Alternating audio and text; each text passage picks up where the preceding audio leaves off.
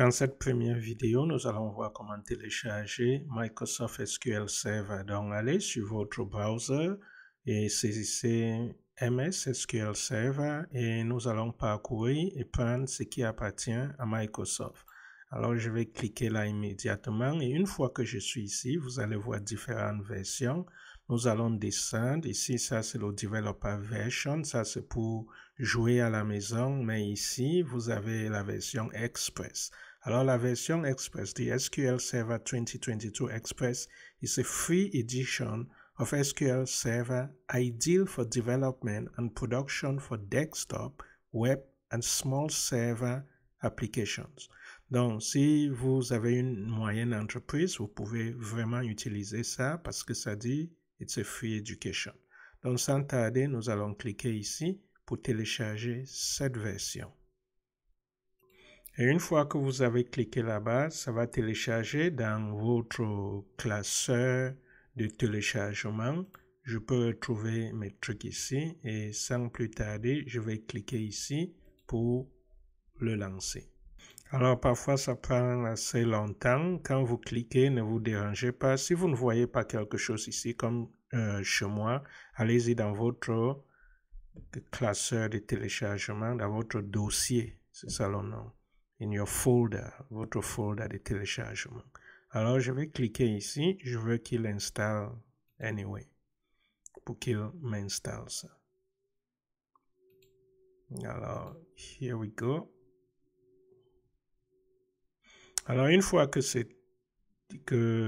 mon SQL Server Express Edition s'ouvre, il y a différentes versions. Vous pouvez prendre Basic, Custom ou Download Media. Je vais prendre Custom, la version Custom. Et vous pouvez choisir où vous voulez que cela soit installé. Je vais prendre ça c'est le défaut, le default. Et je vais cliquer sur Installer. Bon, pour ne pas perdre le temps, je vais mettre pause sur la vidéo et revenir une fois que c'est fait. Alors, une fois que c'est fait, vous allez vous retrouver ici. Ça, c'est le SQL Server Installation Server. Parfois, vous allez devoir revenir ici car il faudra faire la maintenance. Mais ça va, nous sommes sous Installation. Si vous cliquez Planning, vous pouvez voir c'est quoi Planning, mais nous voulons rester sur Installation. Alors, nous allons prendre ça. New SQL Server Standalone Installation or Add Features to an Existing Installation. Alors, nous allons cliquer ici pour lancer l'installation.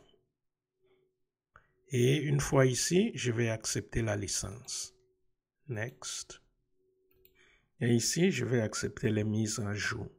Use Microsoft, blablabla. Bla bla. Je vais cliquer là. Alors ici, vous pouvez voir que 4 opérations ont réussi. Rien n'a échoué. Si ça échoue, il faut voir pourquoi ça a échoué. Et ici, nous avons un avertissement. Rien n'a été sauté. Ça m'avertit que j'ai un firewall. Et ça, c'est bien. On va laisser comme ça. Cliquer sur Next.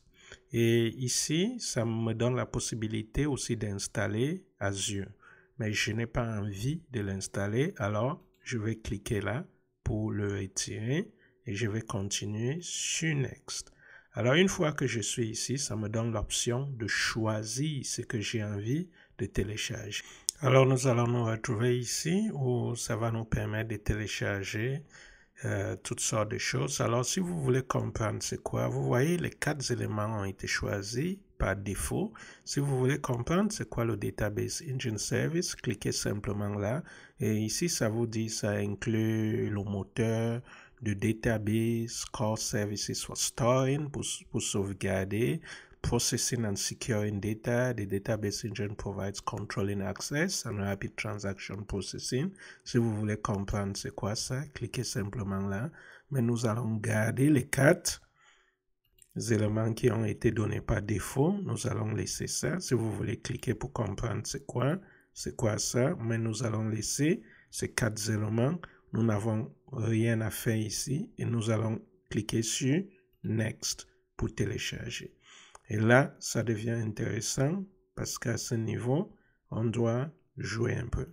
Ok, à ce niveau, vous avez la possibilité de changer le nom. Nous n'allons pas prendre default. Nous pouvons changer ce nom, mais nous allons laisser SQL Express. Ça veut dire que chaque fois que vous allez vouloir aller chercher les données de votre base de données pour l'amener dans Power BI, par exemple, vous allez donner ce nom. Si vous voulez changer le nom en ce que vous voulez, mais c'est mieux de se souvenir que nous allons utiliser ça. D'ailleurs, vous allez le voir apparaître quand vous allez lancer votre base de données. Alors, nous allons cliquer sur Next. Et une fois que nous allons nous retrouver dans Next, il y a des petites configurations à faire par rapport à où certaines choses doivent être lancées. Par exemple, il y a ces 4 éléments qui doivent être lancés. Où est-ce que nous voulons que cela soit installé? Alors ici, vous vous posez la question, est-ce que vous voulez que le SQL Server Database Engine soit lancé automatiquement quand vous lancez votre ordinateur? Nous allons le laisser là-bas.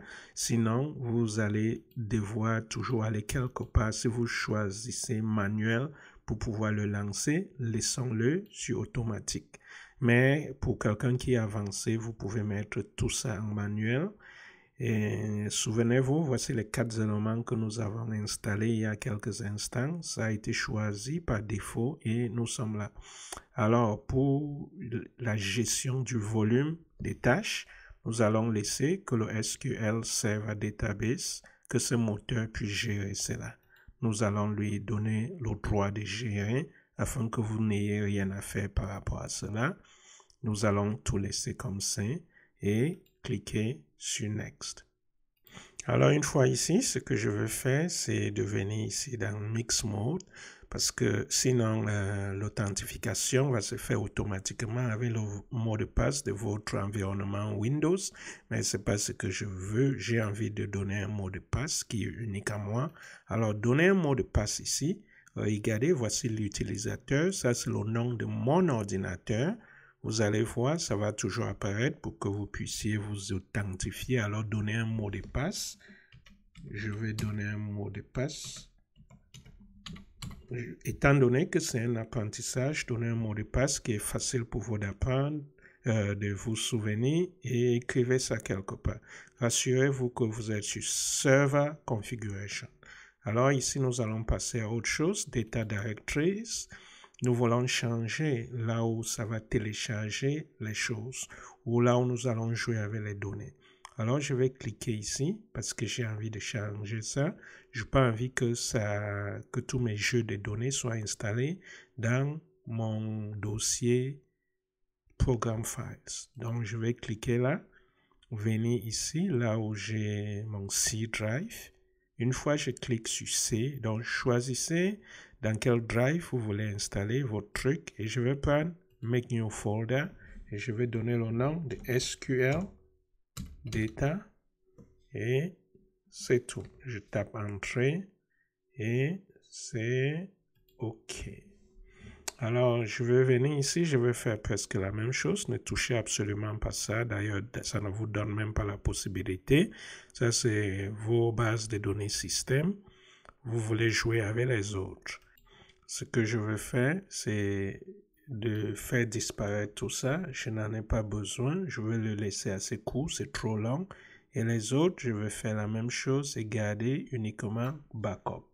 Donc, je vais le laisser tel que c'est. Et nous allons continuer à parcourir. Venez ici. Nous allons jeter un coup d'œil. Ici, nous n'allons pas jouer avec ça. Nous allons le laisser. La même chose pour la mémoire. Nous allons le laisser. Vous pouvez lire ce que ça dit. Ça dit SQL Server can change its memory requirements dynamically, bla bla bla. Je vais le laisser tel que c'est. User instances, je le laisse. File stream, je le laisse. Et revenons ici à System Configuration Data. Ici, ça dit the specified SA password does not meet strong password requirement. For more information, donc c'est en train de me dire que le mot de passe que j'ai donné est très faible. Donc, il y a un minimum qui est accepté. Si mon mot de passe n'est pas assez fort, ça ne va pas permettre. Vous voyez? Donc, mais je peux accepter. mais ça me dit c'est un danger, donne quelque chose d'un peu plus fort. Alors je vais changer et donner quelque chose d'un peu plus fort.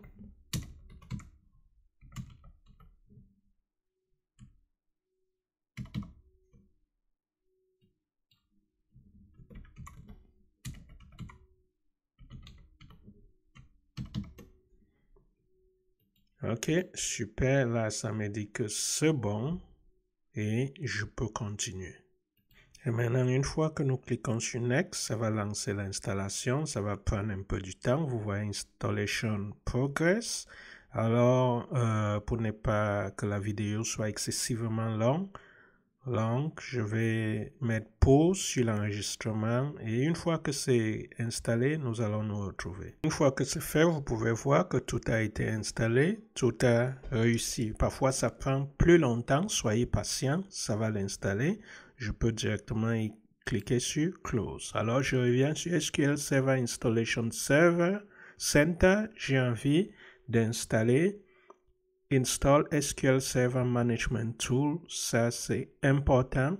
Il faut l'installer, c'est ça qui va nous permettre de jouer avec tout. Regardez, ça dit Launch a download page that provides a link to install SQL Server Management Studio.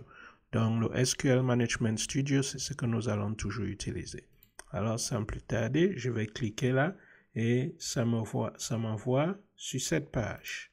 Tout n'est téléchargé par ça, c'est ça que nous avons déjà téléchargé. Nous avons déjà téléchargé SQL Server et nous avons même installé cela, nous venons de le faire, mais nous avons besoin de SSMS. Donc le SQL Server Management Studio, alors descendez ici, vous allez voir. Au moment d'enregistrement de cette vidéo, nous sommes à la version 19,3.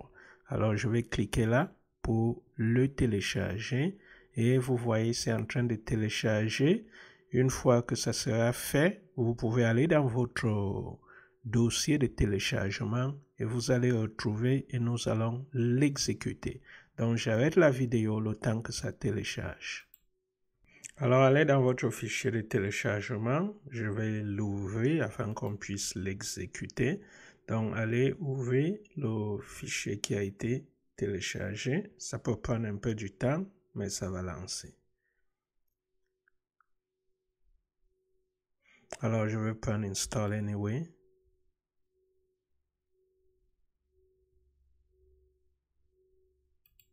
Là, nous sommes là. Donc, ça, c'est le SSMS Studio.